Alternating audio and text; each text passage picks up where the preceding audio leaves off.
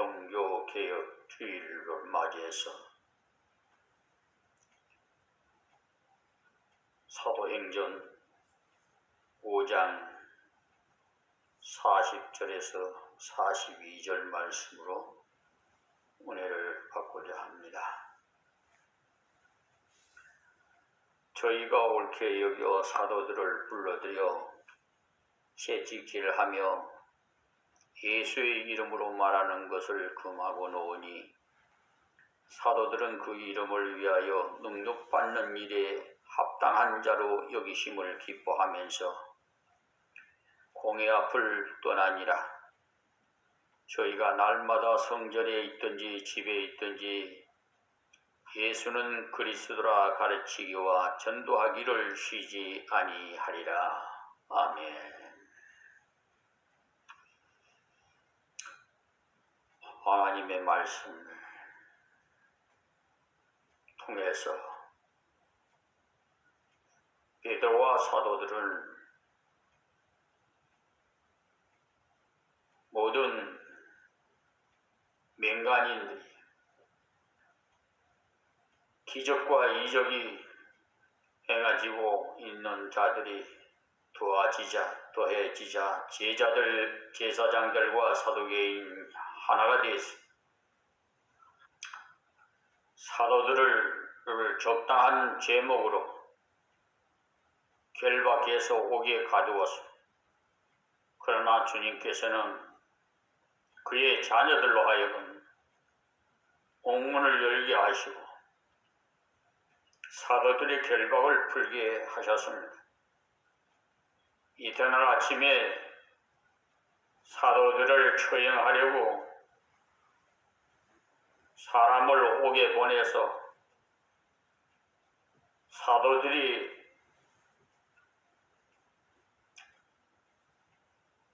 사도들을 데리고 오도록 했는데 가보니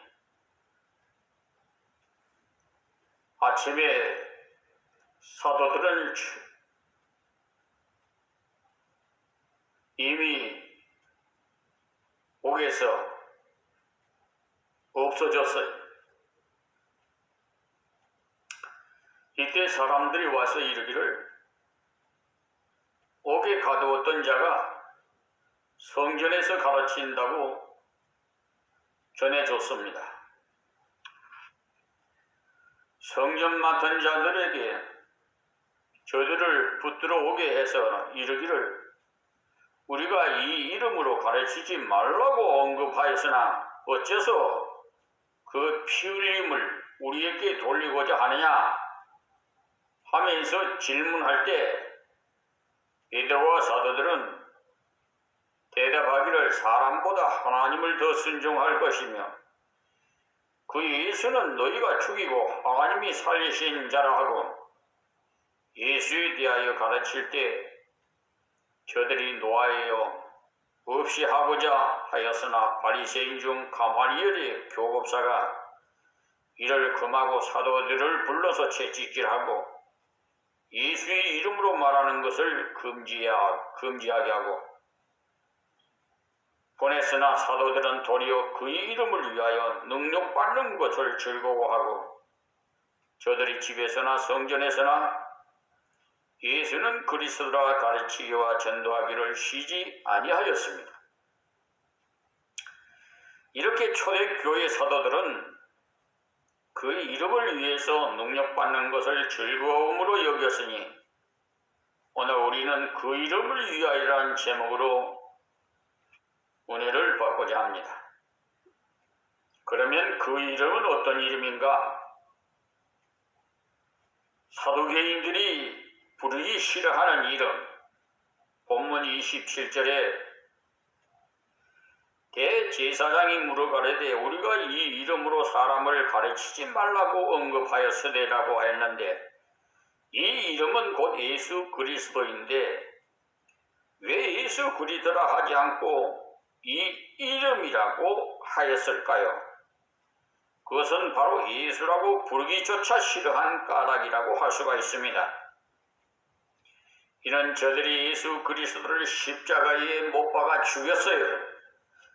그런데 만일에 예수 그리스도가 참 메시아가 된다면 저들의 죄악이 저들 자신에게로 돌아오기 때문에 유대인들은 고대로부터 피의 복수를 거듭해온 민족입니다. 지금도 저 중동 지역에는 계속해서 복수하지요. 가끔 이스라엘과 팔레스타인들이 서로 교전하고 피를 흘리고 죽어가고 있습니다. 그래서 저들이 예수를 십자가에 못 박았을 때 그의 피를 우리와 우리 자손에게 돌려달라고 했던 겁니다. 그러므로 베드로와 요한과 사도들이 전하는 전도가 흥황하고 예수 그리스도가 참 메시아로 판명된다면 예수를 죽인 지 대가를 받아야 할 것입니다. 그래서 그 이름은 저들이 부르기조차 싫어할 뿐만 아니라 다시 불러도 안 될 이름이므로 금지했던 겁니다. 지금도 세상 사람들은 예수의 이름을 반대하고 사단은 이 이름을 부르지 못하게 방해하고 있습니다.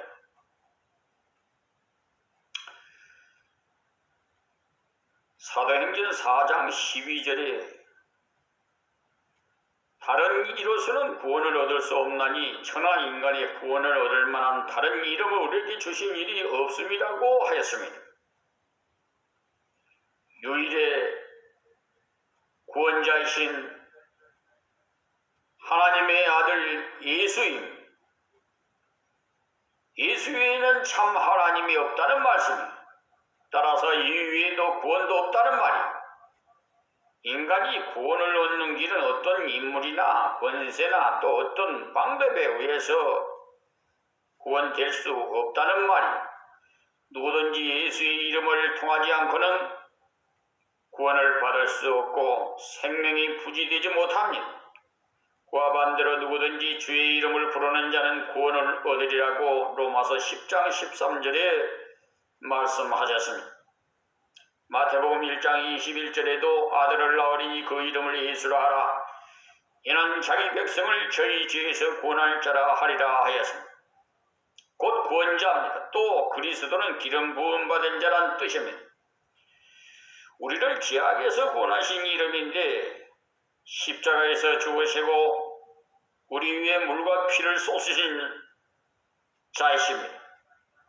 그 이름을 우리가 살리신 자의 이름이요 영생자의 이름이 만일 그 이름이 없었다면 우리는 도무지 살지 못할 것입니다. 우리에게는 칸트의 철학은 없어도 핸델의 음악이 없어도 베토벤의 교향악이 없어도 페스탈로치의 교육 원리가 없어도 레오날도 다빈치의 미술이 없어도 살 수 있지만 예수가 없이는 우리는 결코 살 수가 없습니다. 그가 없이는 사죄가 없고 영생이 없고 심판은 피할 길이 없고 하나님의 진노를 피할 길이 없습니다. 그러므로 구원의 유일의 이름이 바로 예수입니다. 이 예수는 인류 역사를 둘로 나누었습니다. 세계 역사에 예수 전을 BC라고 하고 예수 후를 AD로 나누었습니다. 예수 전은 사망과 절망이었으나 예수 후로는 생명과 소망과 사랑으로 바꾸어 놓았습니다. 마홈렛은 자기 죄를 씻기 위해서 무릎이 닳도록 기도했고 공자는 나는 미래를 모른다 했고 석가는 너희 구원을 너희가 힘써 성취하라 했고 감디는 자기 자서전에 오 나는 괴롭도다 무엇을 어떻게 말할지 모르겠다고 했고 괴테는 죽을 때 빛이여 그림자 문을 열어다오라고 했고 처칠은 지루하다 건태롭다고 외쳤습니다. 그러나 예수는 나는 길이요 진리요 생명이라 나로 말지 않고는 아버지께로 올 자가 없다고 하셨고 수고하고 무거운 짐진 자들아 다 내게로 오라 하였고 목마른 자여 오라 했고 내 이름으로 무엇이든지 구하라 내가 시행하리라고. 나는 포도나무요 나는 선한 목자요 나는 부활이요 생명이 나를 믿는 자는 죽어도 살리라. 너희 죄사함을 얻으리. 내 평안을 너희에게 주느라. 죽는 나사로를 향하여 나오라 하시고 내가 다시 오겠다. 성령을 보내리라. 죽은 지 3일 만에 다시 살아나리라. 그렇게 말씀하셨으니 어찌 감히 아무나 이런 말을 할 수 있겠습니까? 그러니 어떤 사람과도 비교할 수 없으신 분입니다. 예수는 하나님의 아들이시요 죄가 없으신 분이시요 그는 성령으로 잉태되시고 십자가에 죽으시고 3일 만에 부활하시고 승천하시고 재림에 오신 분이시요 그는 성령을 주신 자요 그는 사죄와 평안과 궁극적인 목적과 삶의 힘을 주시는 분이십니다. 바로 위대한 이름 예수 그리스도이십니다. 그 이름을 위함은 생의 목적입니다. 현한 만물은 목적이 있습니다. 만일에 목적이 없다면 그것은 무용지물이 되고 말 겁니다. 어떤 회사에 목적 없이 그 회사에 드나들다든가 쓸데없이 드나들면 그 사람은 걸치는 자요 정신없는 자요 마침내 금지하고 말 것입니다. 그리고 목적은 또한 방향을 설정하고 수단을 가져오게 합니다. 그러므로 어떤 일이든지 목적이 분명해야 합니다. 우리 삶의 목적의식이 뚜렷해야 합니다. 목적을 어디에 두느냐에 따라서 무엇을 위해 어떻게 살 것인가 결정이 됩니다. 그러므로 우리가 그 이름을 위하여 할 때 우리의 목적이 설정된다는 말씀입니다. 즉 사도들의 생의 목적이 설정되어 있었다는 말입니다. 그러므로 그 이름을 위하여 산다고 하는 목적이 정해졌을 때 그들은 능력도 기뻐하며 죽음도 불사하면서 나갈 수가 있었습니다. 신앙생활을 하는 나이 어린 학생들이 있어요. 어리지만 그들의 생의 목적은 정해져 있습니다. 그들의 공동체를 SFC라고 합니다. 그리스도를 위한 학생, 예수의 이름을 위해 모인 학생들이라는 말입니다. 이것이 바로 SFC의 존재 목적이고 궁극적인 생애의 목적입니다. 우리 그리스도를 위한 삶은 SFC만이 아니라 사도들의 목적이요 우리 모든 성도들의 목적입니다. 이 목적이 아니면 우리가 살 이유가 없고 일할 필요도 교회에 모일 필요도 앉아있을 이유도 없어요. 우리는 예수를 전하고 자랑하고 나타내야 할 목적을 가지고 살아야 합니다. 그러다가 핍박을 능력을 받아도 즐거워하면서 살아야 합니다. 만일에 목적을 상실한 인간이라면 짐승에 불과할 것입니다. 그 이름을 위함이 바로 우리 삶의 목적임을 기억해야 합니다.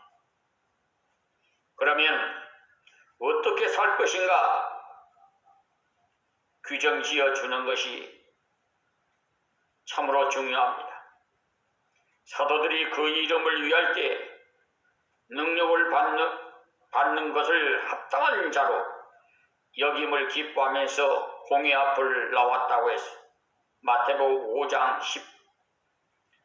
10절에서 12절에 예수님의 예언대로 의를 위해 핍박을 받는 즐거움으로 여기었습니다. 저들의 삶의 즐거움으로 정상적인 방향으로 나아가고 있었어요. 히브리서 11장 24절부터 40절에 보시면 모세는 장성에서 공주의 아들의 영광을 버렸고 능력받는 것을 즐거움으로 여겼고 사도들도 예수 이름으로 능력받는 것을 즐거워했으라고 하였습니다. 이들에게서 우리는 어떻게 살 것인가를 교훈받았습니다. 쾌락은 단순한 소비적 행동이며 환희는 창조적인 행위의 기쁨입니다. 모세는 소비적 생활인 쾌락보다 고난과 역경을 감내하면서 창조의 사명으로 임내하였습니다. 그러므로 그 이름을 위하여는 바로 어떻게 살 것인가의 방법을 제시해 줍니다. 첫째, 순교의 제물이 되는 것입니다. 즉 아서셀의 삶입니다. 산 제물의 삶입니다. 둘째는 사명의식의 확립입니다. 저들은 예수 이름 증거하기를 힘썼습니다. 저들은 날마다 성전에 있든지 집에 있든지 예수는 그리스도라 가르치기와 전도하기를 쉬지 아니었다 했습니다. 사도들의 태도는 전과 조금도 다름이 없이 성전에서나 집에서나 예수를 쉬지 않고 전했습니다.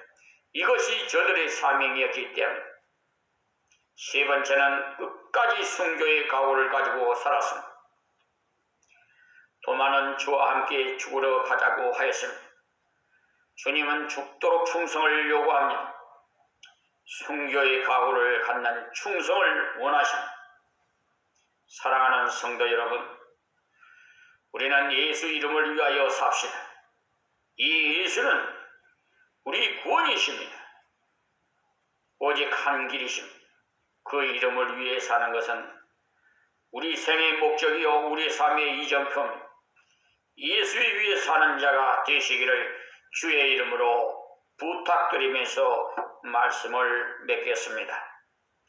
하나님 감사합니다. 오늘도 주신 이 메시지가 저희들의 마음의 신비에 새겨지게 하여 주시옵시고 주님 뜻대로 사용되기를 원합니다.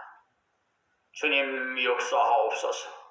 우리의 의지로나 우리 힘으로서는 도저히 감당할 수 없사오니 아버지 하나님 은혜를 베푸사 감당할 수 있도록 능력도 주시고 주님 뜻을 이루어 이 온 세계가 복음화가 이루어지는 날이 오게 하여 주옵소서. 예수님의 이름으로 간절히 기도하옵나이다. 아멘.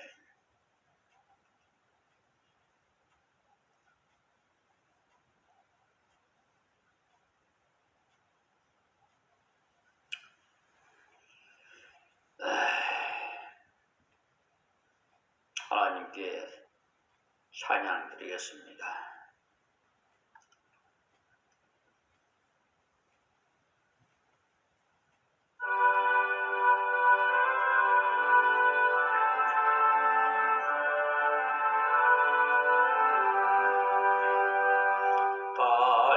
발교묘한 그 말씀 생명의 말씀은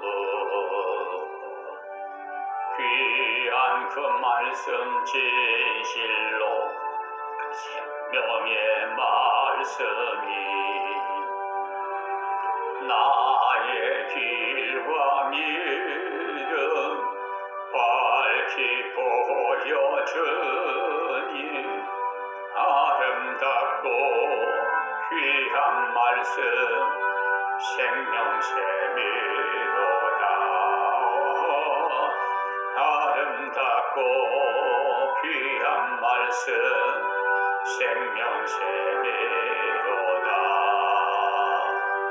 귀한 그 말씀 내 노래 제목이 되도다. 모든 사람의 복주는 생명의 말씀은 값도 없이 받아 생명 길을 가니 아름답고 귀한 생명샘이로다. 아름답고 귀한 말씀 생명샘이로다.